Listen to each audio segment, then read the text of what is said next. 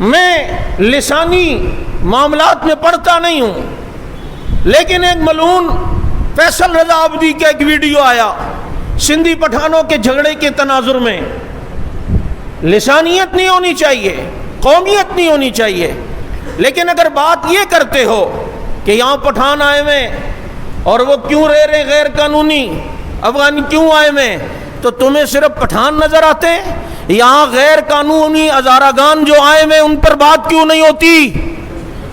یہاں جو غیر قانونی لاکھوں کی تعداد میں فارسی بان آئے ان پہ بات کیوں نہیں ہوتی؟ درہ قیان سے جن لوگوں کو طالبان نے بھگایا وہ یہاں آ کر تمہارے جماعت خانوں میں رہنے لگے، یہ غیر قانونی، ان پر بات کیوں نہیں ہوتی؟ کوئٹہ کے ہزارہ گان جنہوں نے 83 کے اندر مسلمان بچیوں کے پستان تک کاٹے، ہماری پاکستانی فورس کے سروں کو ذبح کیا، کیا تم 80 کی دہائی کی ان کی یہ غیر ملکیوں کی بدماشیوں بھول گئے ہو؟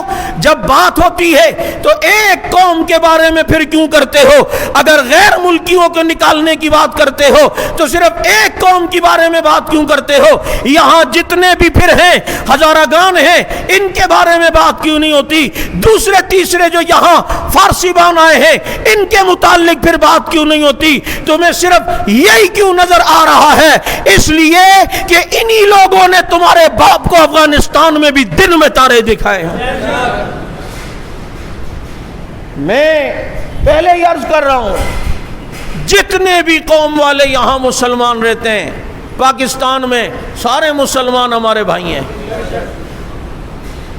سندھی و نباد میں، بلوچی و نباد میں، مہاجر و پنجابی و سرائکی و برمی و بنگالی و نہ پختون و نباد میں، پہلے اسلام ہے پھر پاکستان ہے۔